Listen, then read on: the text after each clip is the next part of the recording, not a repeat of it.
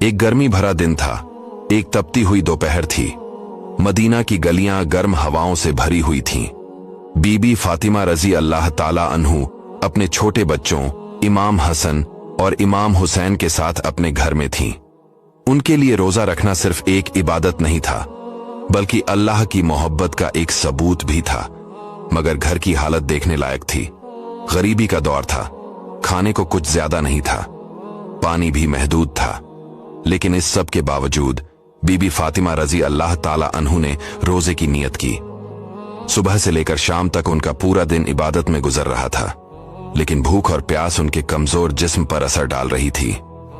जब इफ्तार का वक्त करीब आया तो सिर्फ एक रोटी और थोड़ा सा पानी था।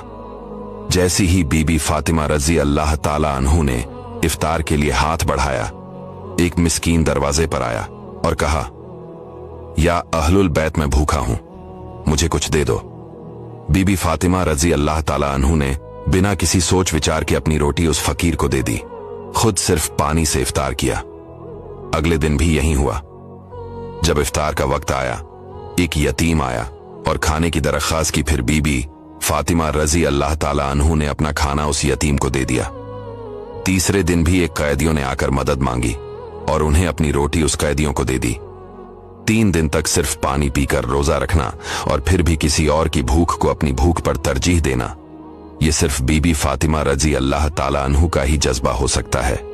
ये देखकर इमाम अली अलैहिस्सलाम की आंखों में आंसू आ गए।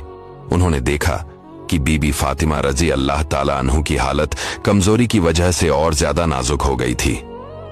जब ये वकिया रसूल अल्लाह सल्लल्लाहु अलैहि वसल्लम तक पहुंच गया तो उनकी आंखों से भी आंसू बहने लगे। तभी अल्लाह ने कुरान में सूरह अल इंसान नाजिल की, जिसमें अहलुल बैत की इस कुर्बानी का जिक्र किया गया। और वो लोग जो अल्लाह की मोहब्बत में अपना खाना मिस्कीन, यतीम और कैदियों को देते हैं और कहते हैं, हम सिर्फ अल्लाह की रजा के लिए तुम्हें खिला रहे हैं, ना तुमसे कोई बदला चाहते हैं, ना शुक्रिया।